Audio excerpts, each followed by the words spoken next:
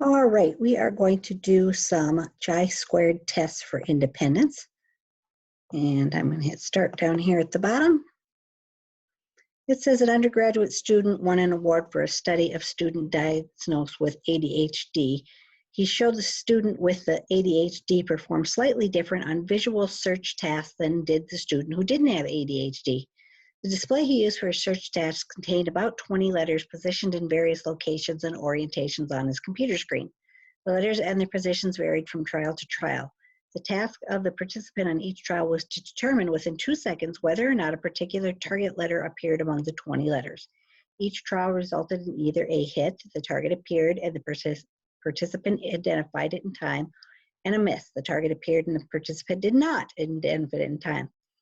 A false alarm was that there was no target, but the participant stated there was one, or the correct region, there was no target, and the participant stated the fact correctly.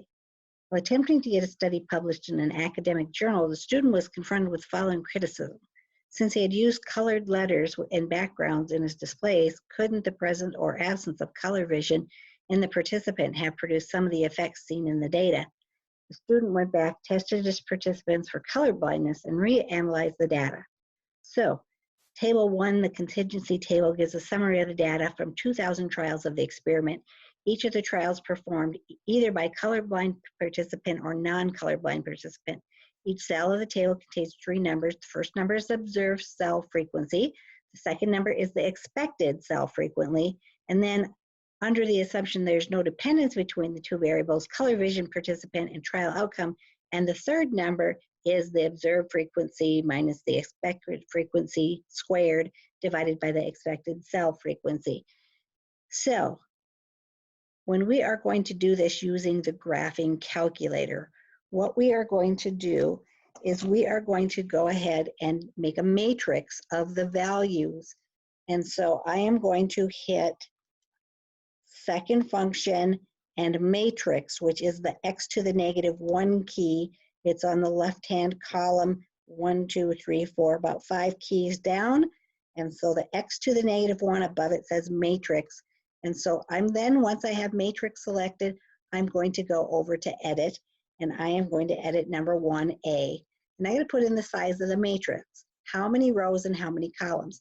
In this case, we have 2 rows, colorblind and not colorblind. We have 4 columns, hit, miss, false alarm, and correct rejection.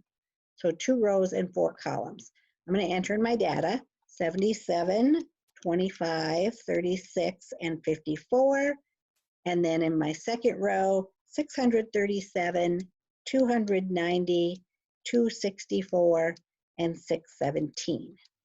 So when I do that, I am going to go ahead and find my values down on the bottom, and then I'll go in back and fill in the values up on the top. And so I am going to hit the stat button and cursor over to tests, and I am going to go down to C, or you could hit alpha and program, which is C, but I'm going to cursor down to C and do the chi-squared test. The chi-squared test says the observed are in A, the expected are in B, and then we're going to calculate.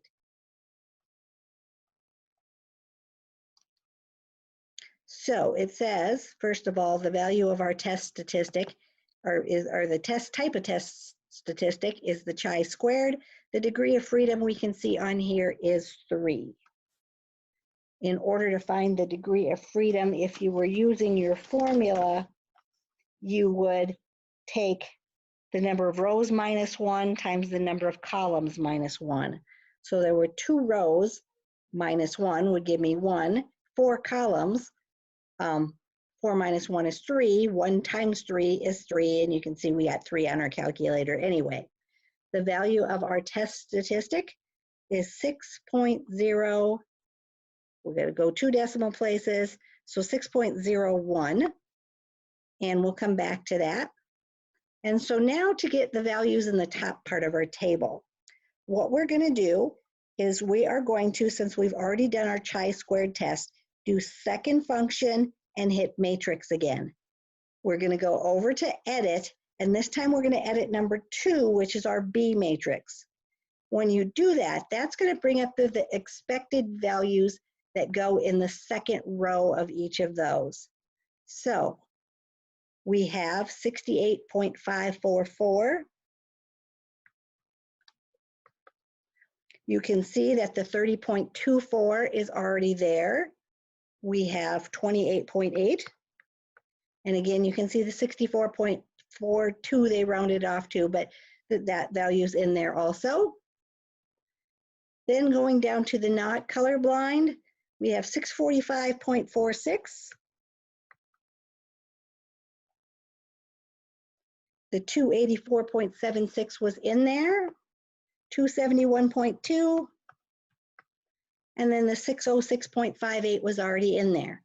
Those values are in there. And now to do the third row. In order to do the third row, we have to go back to the chi-squared goodness of fit test that we did on the previous types of problems. So on problems number 4 through 6, we did the chi-squared goodness of fit test. And we actually have to do it twice in order to get our values. So what we are going to do is hit list and 1 to edit. And then we're going to do the colorblind.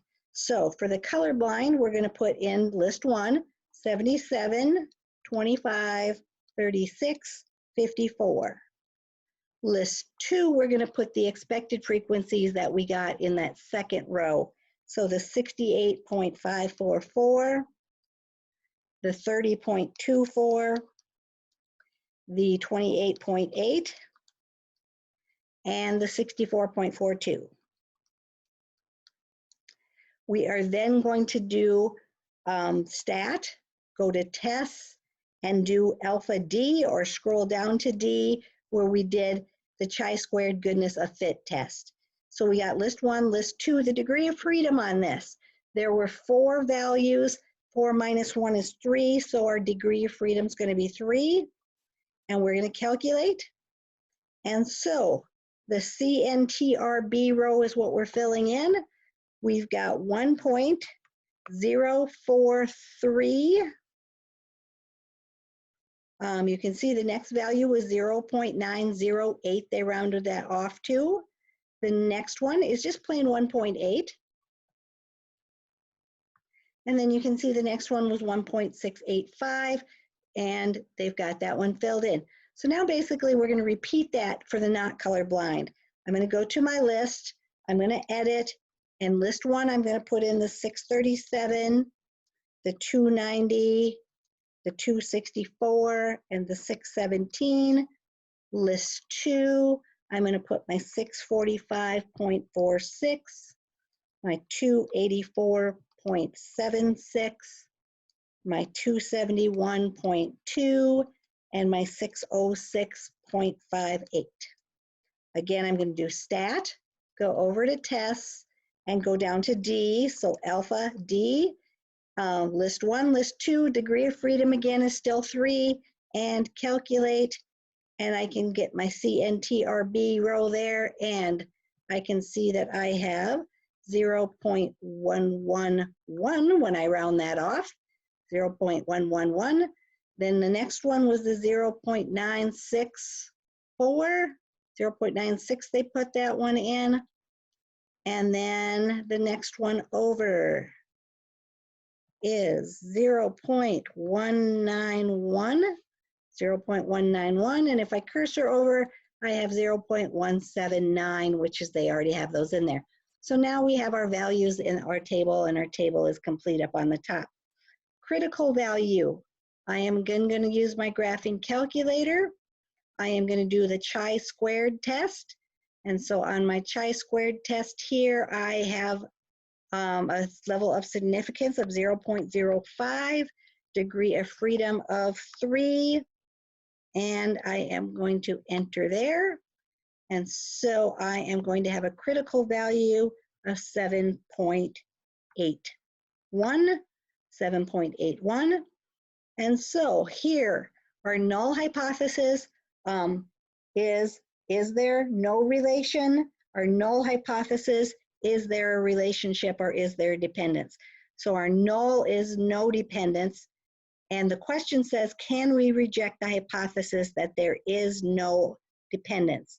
So if we're going to reject that there's no dependence, that means we would accept the alternative hypothesis that there is a relationship. So when I compare my test statistic to my critical value, my test statistic is less than my critical value. So that means I have to accept the null. So can we reject that there's no dependence? No, we can't reject that. We are accepting that there is no dependence.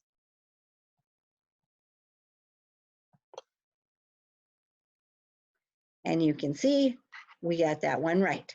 So again, I'll go to the next question.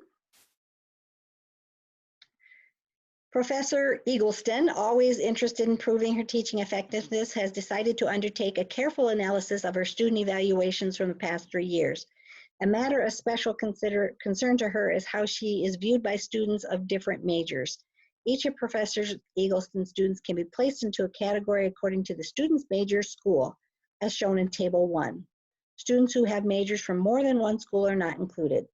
The last question on the student evaluation form, question 17, is, would you recommend this professor to another student? There are 3 possible answers: yes, maybe, and no. Table 1 is your contingency table that summarizes the responses to question 17 from a sample of 500. So again, we're going to fill out that table. I'm going to slide down here. And first thing I'm going to do is make my matrices. This time I'm going to do a 3x3 matrices. I've got 3 rows and 3 columns. So second function matrix, go to edit, edit number 1, change it to 3x3, and then we got to put our information in. 39, 32, 26. Next one was 41, 23, 38. The next one, 148, 78, 75. Once I have the values in my matrix, I'm going to hit Stat, cursor over to Test, and I'm going to do C. So either scroll down to C or do alpha in the program that does just the chi-squared test. Observed A, expected B, and we're going to calculate, and we can see the value of chi-squared. Again, I am going to slide down here. My test statistic, I'm going to do a chi-square. My degree of freedom is 4. I would do 3 minus 1 and 3 minus 1, which means 2 times 2, which gave us 4 there. Value of my test statistic to 2 decimal places, 8.499. So I'm going to round that up to 50, 8.50. My p-value to 3 decimal places, 0.075, 0.075. Now again, I've got to go back and fill in this top table. So I am going to do Stat, go over to Tests, and go down to our, or no, not, never mind. I'm doing something else. I got to do second function, go to Matrix, and go to Edit number 2. That will give me my matrix. So second function matrix, edit number 2. And so we can see that we have 44.232. The 25.80 is there. 26.966. You can round those off to 2 decimal places, but I'm just going to leave them. 26.966. The next one, 46.51. 27.13, 28.36. The next one, 137.26, 80.07, and then 83.678. So I've got those ones in there. So once I have those ones in there from doing my matrix, now I can do the other ones. So each of those I have to do separately. I'm going to have to do this 3 times. So I'm going to go to Stat, number 1, and in my lists, I'm going to do the no responses. So for my no's, I had 39, 32, and 26. My expected frequency, 44.232, 25.80, and 26.966. Once I have those in, now I can do stat, go over to tests, and do D. So alpha D, or scroll down to D. My degree of freedom on here, since I have 3 values, would be n minus 1. So it's going to have a degree of freedom of 2. And I'm going to calculate that. And then in the CNTRB, I've got 0.619, 0.619. Cursor over, you can see the middle one was 1.49. They rounded off, and then the end one is 0.035, 0.035. Now notice this maybe one doesn't have any left out, so we really don't have to calculate the maybe one. So I'm going to go down to the yes one. Again, I'm going to hit stat, 1 to edit, and change my lists.